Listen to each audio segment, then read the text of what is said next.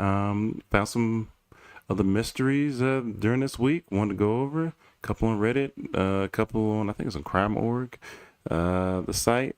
Found it pretty interesting. Just going to read them through, kind of get my thoughts, and go from there. The first one starts off says 78 years ago on January 15th, 1947, Elizabeth Short, also known as Black Dahlia, was murdered and her corpse was dumped in a vacant lot in Los Angeles, California, still marked by LAPD as unsolved. Who killed her? All right, let's go. And disclaimer, this does get dark sometimes, so if that's something you cannot handle, please click off. But otherwise, let's continue. Elizabeth Short, known by the public and the media as Black Dahlia, was 22 years old and a woman from Boston, Massachusetts, who was murdered by an unknown murderer. Okay. Elizabeth's early life as a child was typical and normal, as she was one of five daughters to Cleo Alvin Short and Phoebe May Sawyer. It wasn't until the Great Depression began did her life go downhill, as her family lost all of their savings in 1929 due to the stock market crash. Her dad abandoned the family by faking his suicide. Wow. Okay. Which he did by abandoning his car on Charleston Bridge. And it got worse, as Elizabeth developed bronchitis and severe asthma. She would drop out of high school during her 10th grade year, where she was called by her peers as the Medford High Deanna Durbin in reference to popular actress Deanna Durbin. She talked to her peers about going to Hollywood and starring in movies. I'm not sure who Deanna Durbin is, but I'm assuming she was a great actress back then. Or good. In 1942, Elizabeth would move to Vallejo, California. I sure hope I pronounced that right. To live with her father upon her mother getting a letter from him apologizing for faking his death. Wow, I'm surprised she even let her stay with him. Due to arguments between her and her dad, she moved out of his home and went to Santa Barbara. Yeah, she probably still was mad. Where she was arrested for underage drinking. This led to her moving to Florida, where she met Army Air Force pilot Major Matthew Gordon Jr. Elizabeth told friends she had accepted his proposal, but Major Gordon would die in the line of duty on August 10th, 1945, while recovering from wounds he got while in India during World War II. Yeah, I can see how this is. Her life kind of hectic. It's kind of not kind of. This sucks for her right now. Dad fakes her death. She finally probably feels like something goes right in her life, and then he dies. I wonder when, does it say 1940? So 1942 she moved out. Doesn't really have a timeline, but basically her boyfriend dies, or fiance. Elizabeth would spend the last 6 months of her life in Los Angeles, where she worked in various jobs like waitressing, and when she could, she would rent rooms for $1 a day, or sleep in movie theaters, or crash in with other women when she had no money. She was at the point where she had to use candle wax to fix her cavities in her teeth. Wow. Despite being described as an aspiring actress, she didn't have any official acting jobs or roles, though there were rumors of her being in a screening. While the last few days of her life are subject to speculation, what we do know is that a man named Robert Red Manley dropped her off at the Biltmore Hotel in downtown Los Angeles. Some accounts from staff report seeing her use a payphone. On January 15th, 1947, a mother walking her baby on the west side of South Norton Avenue in Los Angeles discovered Short's bisected body split in two on a vacant lot. Wow, okay. Jeez. The mother initially thought it was a discarded mannequin due to how pale white Short's body was. The mother took her baby to a nearby home screaming and called the police, understandably. Los Angeles Police Department discovered a cement sack containing watery blood, a footprint, and tire tracks near Short's body. It is important to note that Short's body was posed with her arms raised above her head in a 90-degree angle, while her upper torso and lower body was separated apart by 6 inches with a Glasgow smile cut into her face. Like the not to be funny, but like the Joker, that's the only type of smile I can think of. The cause of death for Elizabeth Short was listed as cerebral hemorrhage due to blows on her face. She was implied to be alive when she got the Glasgow smile cut into her face. The most shocking part was how her body was cut cleanly in half using a medical procedure developed during World War II called hemicorrectomy.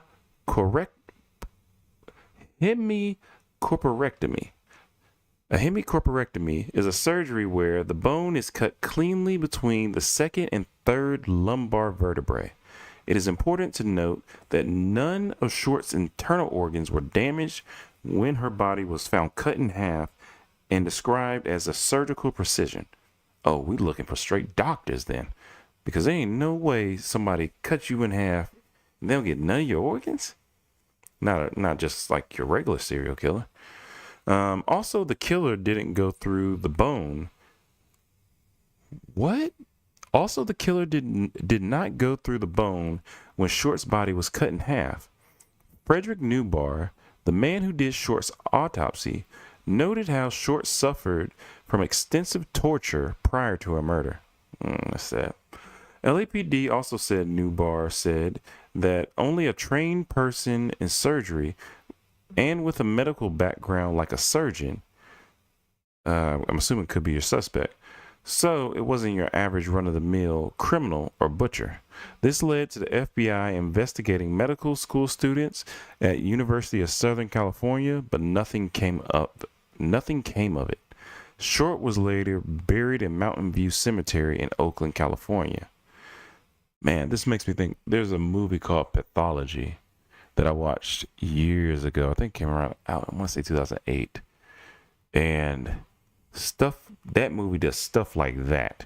Like they practice on people's bodies and just, I don't know where they found them or who they found. I can't remember because I watched it so long ago at this point. But yeah, I remember something like that happened in that movie. So that's interesting. The torture part did not happen though. I don't think, if I remember. I don't remember. I do remember the movie is called Pathology.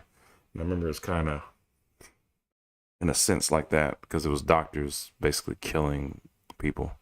From what I remember, it was a game. It was like 6 or 7 doctors, and it's like they would test each other's skills after work. I can't remember if they were in medical school or somebody. Because one guy was new and the other 5 had already been doing it, and somehow he wanted to join in or something to that effect. But it gives me these vibes. Since Short was only dumped in a vacant lot, it begs the question of where was Short murdered? Since Short was surgically cut in half and tortured for several hours, it had to be in a location where no one would be interrupting the murderer, and where the murderer would have access to surgical instruments to cut Short in half, along with running water to wash off the body. He would definitely need his own personal car to transport the body, which eliminates a lot of suspects, as 73% of people didn't own their own car due to the rationing of World War II. I was going to say rental car, but maybe they didn't have that back then.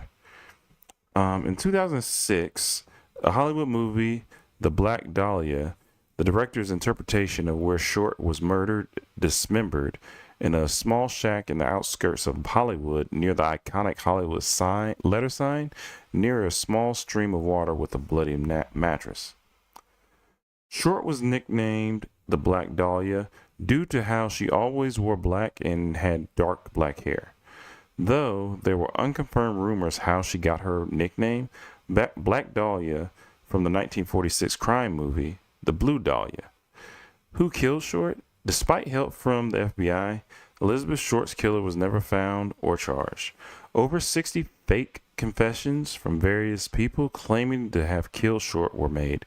This is the one thing I'm starting to realize about some of these unsolved mysteries, that a lot of people want to claim that they killed people. Like I said before, there's a lot of sick and weird people out here. The fact that LAPD had lost evidence over the years from the case, along with LAPD's corruption scandals, such like the Sleepy Lagoon murders, did not help. Various suspects have been named, ranging from gangster Bugsy Siegel to Hollywood director Orson Welles, due to a rumor that he allegedly had mannequins made for his film. The lady from Shanghai that allegedly had a Glasgow smile cut on their faces, similar to what was done on Short. Elizabeth Short is still remembered and recognized to this very day by millions of people, as she is immortalized in Hollywood movies like the 2006 Hollywood movie The Black Dahlia, death metal bands, TV specials, and even AAA video games like LA Noire, where they have a DLC mission where you play as detective tasked to finding her murderer. Wow. And then asks, who do you think killed Elizabeth Short? Rest in peace, Elizabeth. I agree. Rest in peace, definitely. This is weird.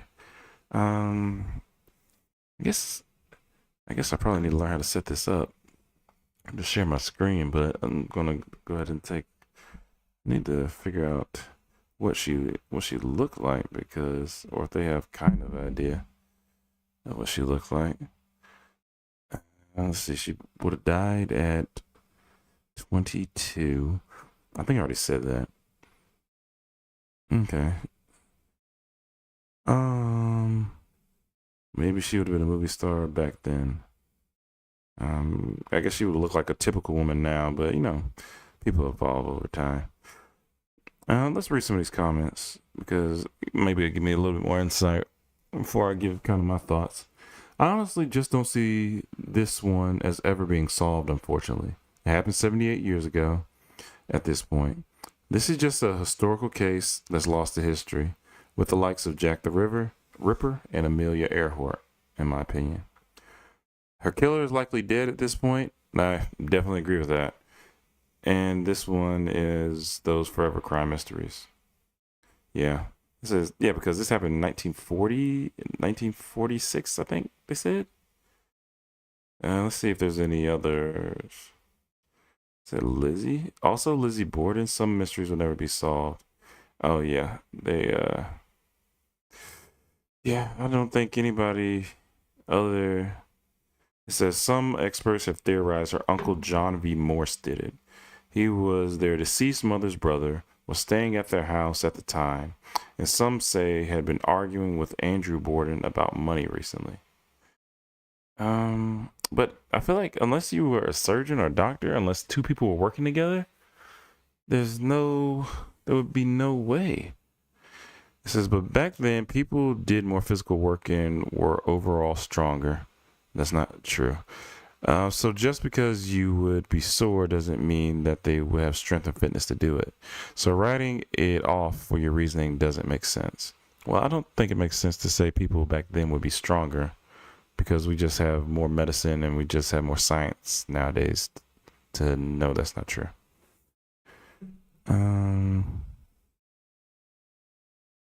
Says the size of the axe was relevant, but okay, my thing is they must be talking about somebody else, because they can't be still talking about this one girl. Yeah, because it was a clean cut, so that wouldn't have worked. So Jack the Ripper is a good model for comparison. Given the details, it may have not been a coincidence in how the killer left Smart's body. I'm not sure if there is anyone else who caught committing a similar crime. My thoughts were perhaps Tony Costa or Gerard Schaefer, but they both hid their crimes.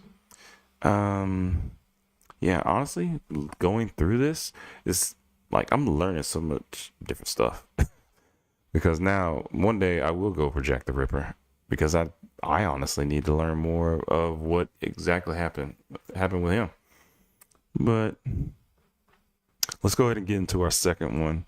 It's the brutal murder of Mark Burke. Mark Burke was a 37-year-old Irish man who disappeared on July 28, 2014.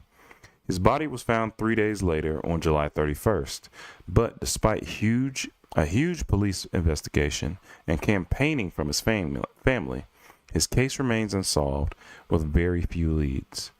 Mark was born to parents Bernie and Noel Burke, the second youngest of seven siblings. Very little is known about Mark's early life, but he was from Sandyford, County Dublin, and would grow up to have a partner and seven children of his own. My goodness, he was putting in work. Mark worked as a painter and a decorator, and by all accounts, seemed to be happy and a loving man. However, oh, give me just a second. Hello? Uh-uh.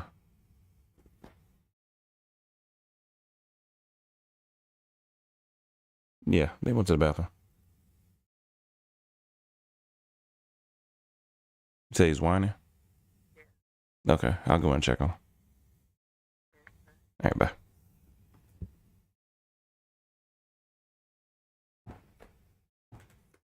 Guess I will be right back.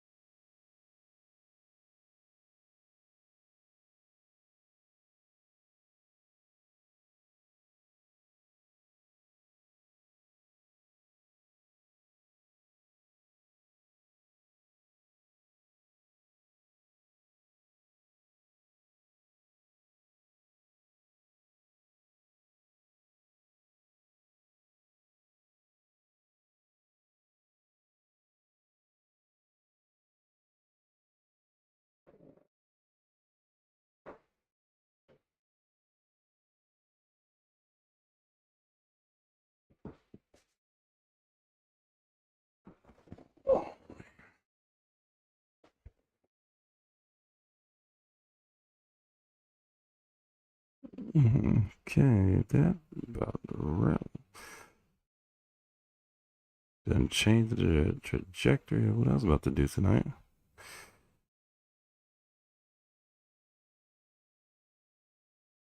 All right, what I probably have to do is just do this. Probably have to do this in the morning, but I will be back later. Sorry about that. But yeah, I got